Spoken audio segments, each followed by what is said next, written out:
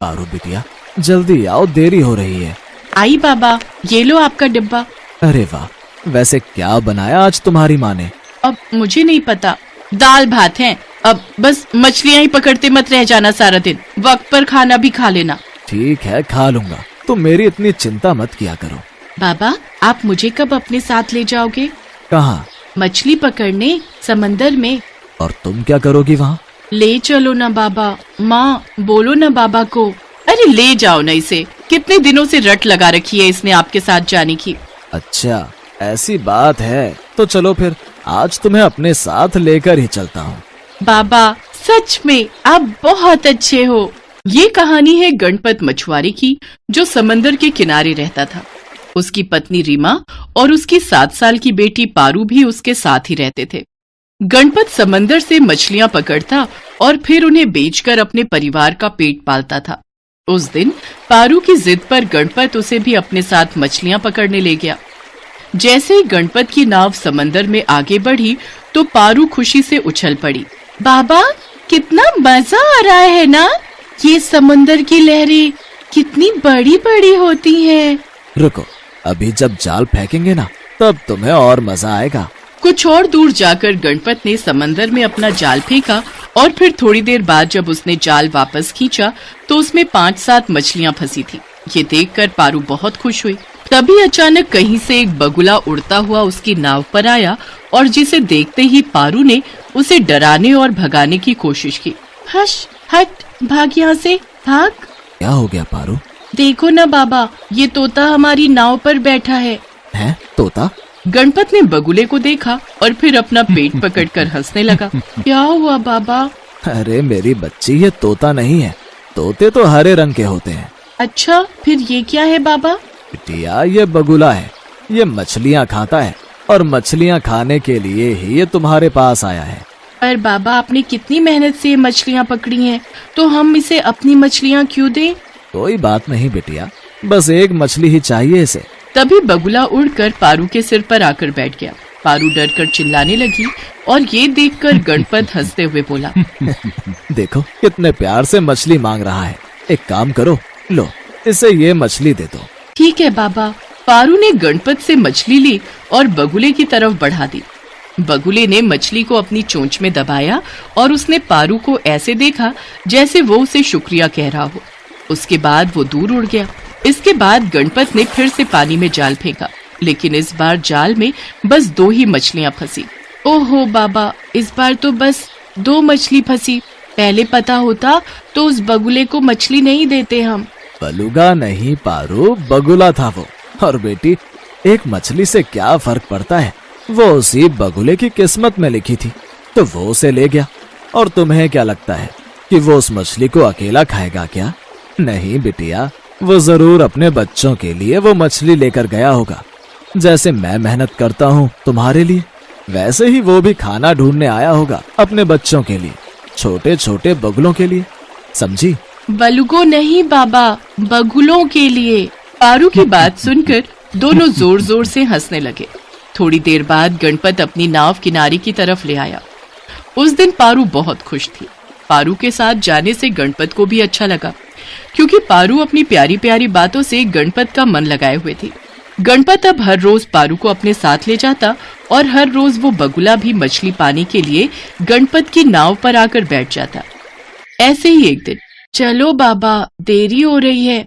अरे वाह, आज तो बिटिया रानी मुझसे पहले तैयार हो गई। हाँ, तैयार ही नहीं हो गई, देखो मैंने नाव पर जाल भी रख दिया, ड्रम भी धोकर रख दिया और खाने का डिब्बा भी रख लिया है। अब चलो ना बाबा। हाँ हाँ, चलो भाई, चलते हैं। उस दिन भी वैसा ही हुआ। गणपत ने 8-10 मछलियां पकड़ी और फिर तभी वो बगुला फिर से आकर नाव पर बैठ गया। आ गए तुम? लो, मैं कब से ये मछली हाथ में पकड़कर बैठी थी। आज बहुत देर कर दी तुमने आने में। अरे तुम तो इस बगुले से बात करने लगी। पता नहीं ये तुम्हारी बातें समझता भी है या नहीं। समझता है बाबा, सब समझता है। हाँ, बिल्कुल मेरी समझदार बिटिया की तरह। बगुले ने पारू से मछली ली और उड़ गया। अगले दिन गणपत जब जाल लगा रहा था और पारू आसमान में बगुले को ढूंढ रही थी, तभी बगुला बहुत तेज रफ्तार से उड़ता हुआ वहां पहुंचा। अरे वाह, आ गया मेरा दोस्त, ये लो मछली, लो ले लो इसे। पारू ने बगुले को मछली दी, पर उसने मछली ली नहीं, बल्कि वो पारू के कपड़े पकड़कर खींचने लगा। पारू को कुछ समझ में नहीं आ रहा था, क्योंकि बगुले ने पहले कभी मछली लेने से इनकार नहीं किया था।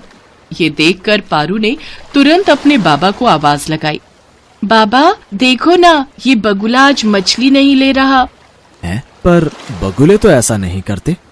बस ये मेरे कपड़े खींच रहा है, देखो देखो ना इसे। अगर ये मछली नहीं खा रहा है और तुम्हारे कपड़े खींच रहा है, तो इसका मतलब जरूर कोई बड़ी बात है।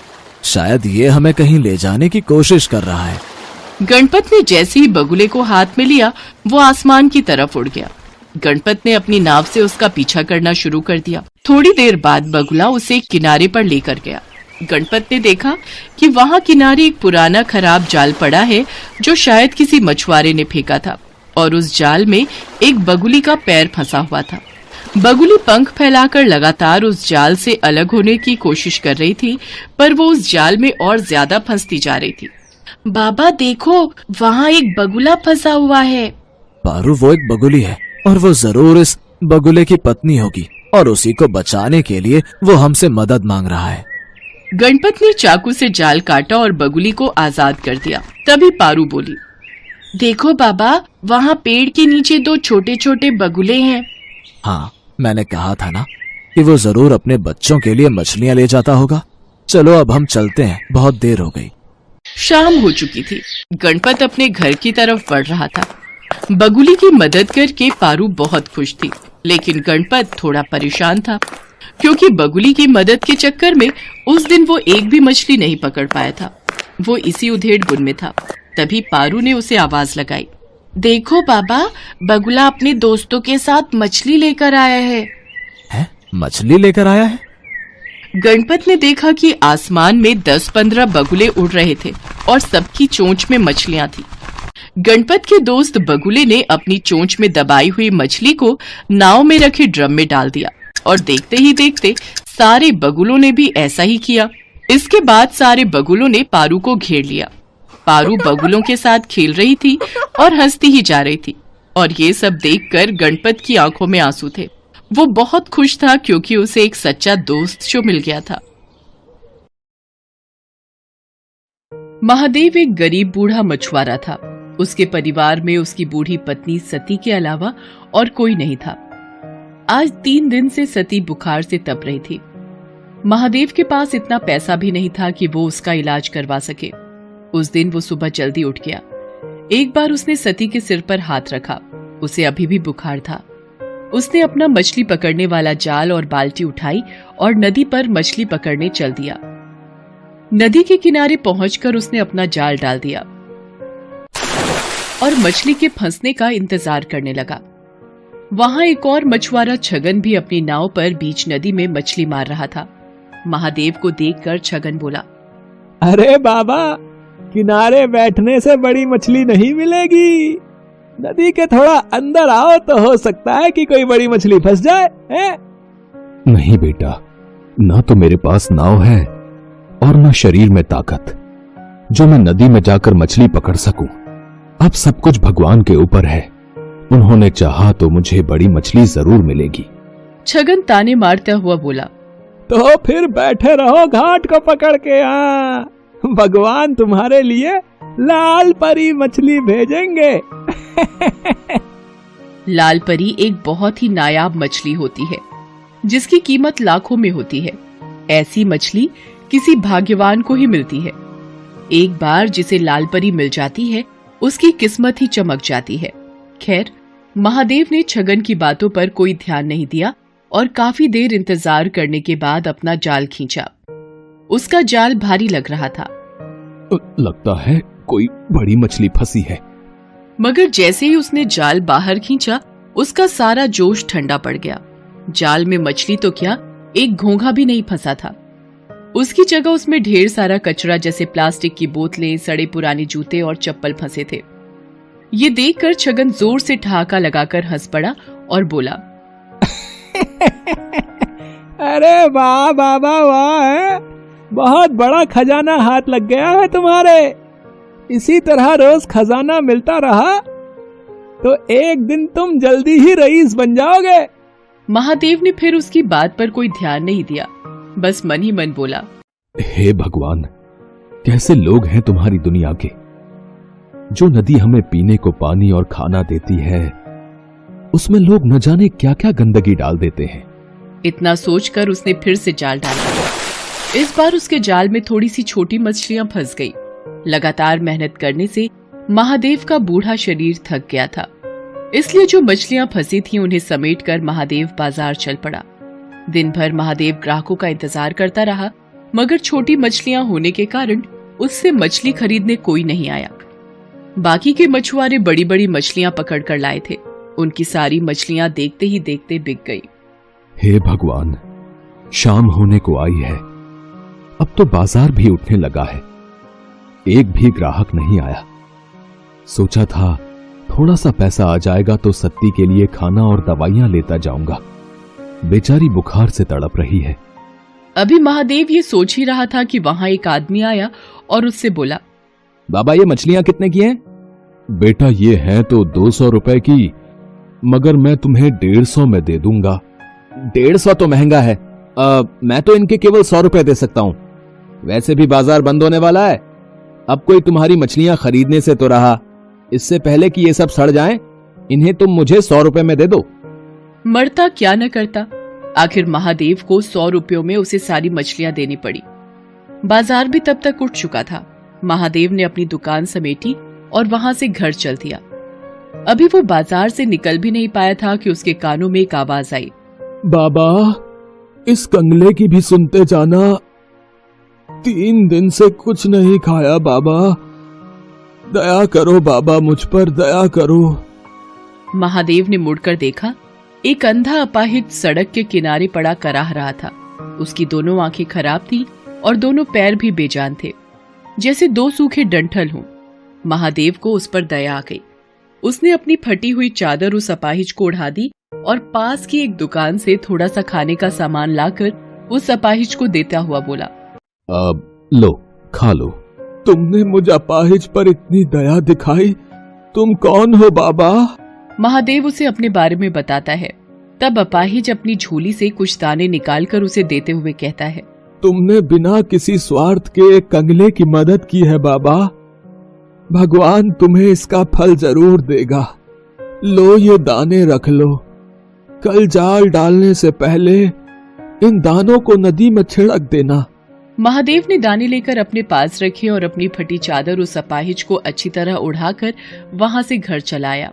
घर पहुंचने पर उसने देखा कि सती की तबीयत अब कुछ ठीक थी। ये देखकर महादेव को थोड़ी राहत मिली।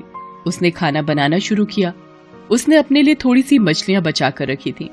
उन मछलियों के साथ उसने आज खरीदे हुए थोड़े से चावल और आलू बनाए और सती को खिलाया। सती को खिलाकर सुलाने के बाद जैसे ही वो खाने बैठा, तभी वहां गांव का कुत्ता कालू आ गया। कालू को देखते ही महादेव के चेहरे पर मुस्कान तैर गई। वो कालू को पुचकारते हुए बोला, क्यों कालू बेटा, भूख लगी है? ठहर, अभी तुझे खाना देता हूँ। इसके बाद महादेव ने अपने बचे हुए खाने में से एक हिस्सा कालू के सामने डाल दिया। एक अरसे से महादेव ऐसा ही करता रहा था। वो जब भी खाने बैठता तब कालू वहां आता और महादेव कालू के साथ मिलावट कर खाना खाता। खाना खाकर कालू वहां से चला गया और महादेव भी भगवान का नाम लेकर सो गया। अगली सुबह वो फिर अपना जाल लेकर मछली पकड़ने चल दिया। नदी किनारे पहुंचकर उसे उन दानों की याद आई जो कल अपाहिज ने उसे दिए थे।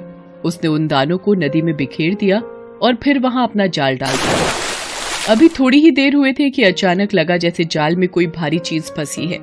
महादेव जाल को खींचने लगा, मगर बूढ़ा होने के कारण उससे जाल खींचा नहीं जा रहा था। जैसे तैसे काफी देर की मेहनत के बाद उसने जाल बाहर निकाला। जाल को देखते ही उसकी आंखें चौंधी आ गई। जाल में एक बड़ी सी लाल परी मछली फंसी थी। छगन मछुआरा भी ये सब देख रहा था। लाल परी को देखते ही उसकी आंखें आश्चर्य से फट पड़ी। उसने मन ही मन सोचा, अरे बाप रे, इतनी बड़ी लाल परी है? अगर ये मुझे मिल जाए तो हफ्ते भर की कमाई एक ही दिन में हो जाए। इस बुढ़े से किसी भी तरह ये मछली छीन लेनी चाहिए। उधर छगन की दुष्टता से अनजान महादेव किसी तरह उस मछली को उठाकर वहां से जा रहा था।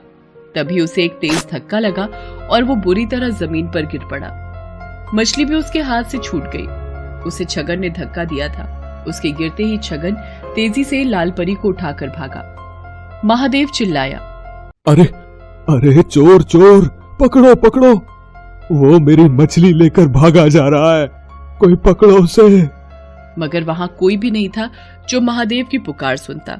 लेकिन अगले ही पल ना जाने कालू वहां कैसे आ गया और भागते हुए छगन पर टूट पड़ा।